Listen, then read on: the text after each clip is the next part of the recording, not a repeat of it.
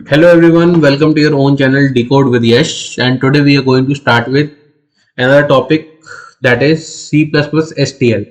ठीक है, तो C++ STL को हम देखते हैं होता क्या है। पहले हम इसकी डेफिनेशन में जाते हैं। STL, let me write it here, STL. Okay, so what is STL? STL basically stand for Standard Library. Okay, ठीक है। तो अब स्टैंडर्ड लाइब्रेरी क्या होता है भैया? स्टैंडर्ड लाइब्रेरी बेसिकली हमारे प्री डिफाइंड लाइब्रेरीज होती हैं जिनकी यूज से हम लोग अपना कोड को आसानी से लिख लेते हैं। लाइक हम लोग को वेक्टर्स यूज करने की जरूरत पड़ती है, मैथ फंक्शंस यूज करने की जरूरत पड़ती है, स्ट्रिंग यूज करने का जरूरत पड़ता है, स्टैक क्यूज, इन सब पे हम लोग को इंक्लूड करना पड़ता है ना। Header file, this is called header file, header file of C plus plus. Okay, so just a second, let मी।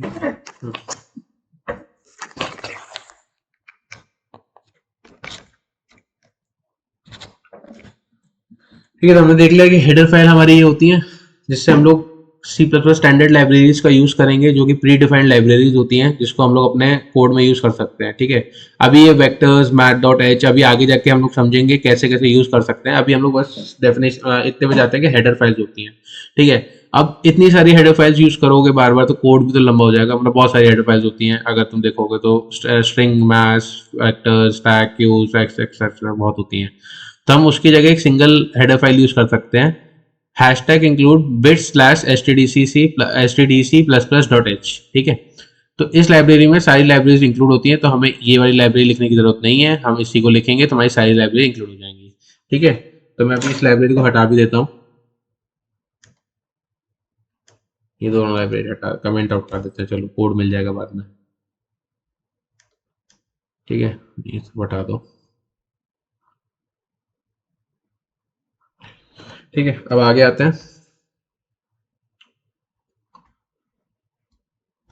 हाँ, अब हम लोग देखते हैं second step of skeleton. What we are learning here, skeleton, skeleton of C plus plus, C plus plus. ठीक है, अब हम लोग ये पढ़ रहे हैं। सबसे पहले स्केलेटन में हमने देखा कि हेडर फाइल को हमें लिखना पड़ता है। हमने सिंगल हेडर फाइल देख ली, यही लिख देंगे तो हमारा सारा काम हो जाएगा। उसके बाद हम आते हैं using name space STD. Using name space STD basically एक स्टैंडर्ड फंक्शन होता है जिसको हम लोग बार बार ना कॉल करने के लिए, जैसे ये मैंने इधर लिखा है ना, S T D C double colon, then we are using C in this.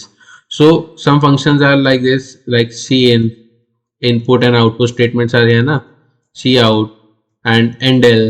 So this all comes under this using namespace std. ठीक है, तो अब यूजिंग namespace std में क्या होता है, ये सब पहले से इंक्लूड होता है। अगर हम इस वाली लाइन को नहीं लिखते हैं, if we are neglecting this line using namespace std, then we have to use this std double colon,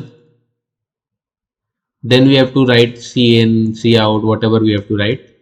Okay, so for like reducing our work के बार बार std हम ना लिखें, इसलिए हम लोग यहाँ पे यूजिंग नेम्स पे std को इंक्लूड कर लेते हैं पहले ही।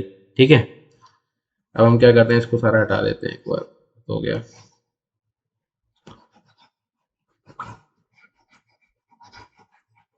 ठीक है, तो हमने पहली चीज क्या देखी, हमारे पास हेडर होना चाहिए, दूसरा हमारे पास यूजिंग नेम्स पे std होना चाहिए, उसके बाद हमारे पास एक इंट मेन होना चाहिए।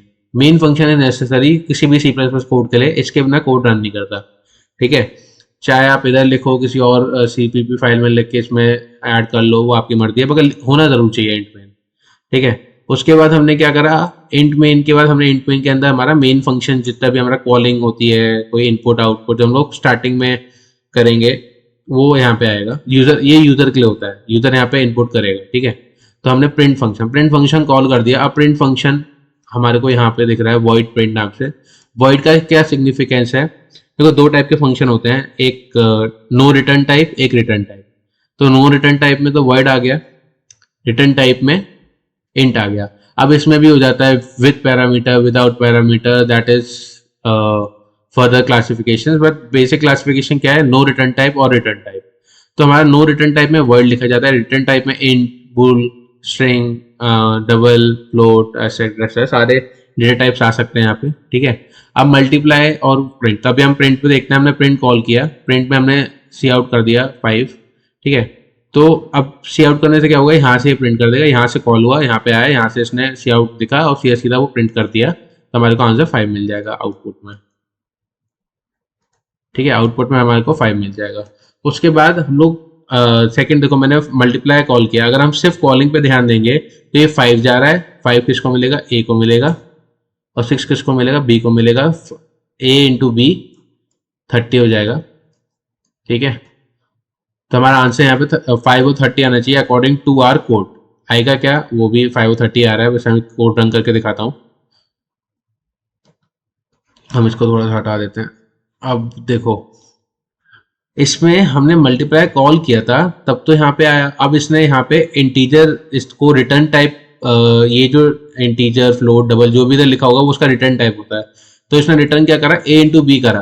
ठीक है, तो ए इंटू बी हमारा 30 आया, वो उसने रिटर्न कर लिया और यहाँ से रिटर्न करके यहाँ पे आया। अब यहाँ पे आने के बाद इसको मिला 30। अब 30 मिलने के बाद हमने इसको देखो सी आउट करा है, तो हमने अगर प्रिंटिंग करी है तो ये 30 प्रिंट होगा, अगर ये मैं सी आउट नहीं करता, सिर्फ इतना ही छोड़ देता तो ये प्रिंट नहीं करता। ठीक है, तो ये डिफरेंस होता है थोड़ा, बेसिक फंक्शंस का डिफरेंस। ठीक है, अब इतना समझ लिया, मैं क्या करता हूँ, एक बार कोड को रन करके दिखाता हूँ। Run the code, so let's see क्या आंसर आता है, 5 और 30। ठीक है, तो आंसर सही आ रहा है। तो अभी के लिए हम इतना रखते हैं, फिर हम आगे अभी इसको कंटिन्यू रखेंगे, सी प्लस प्लस की पूरी सीरीज को खत्म करेंगे और सी प्लस के एच टी एल को हम पूरा एक्सपर्टाइज करके ही छोड़ेंगे। Thank you so much. If you like the video, please share and subscribe.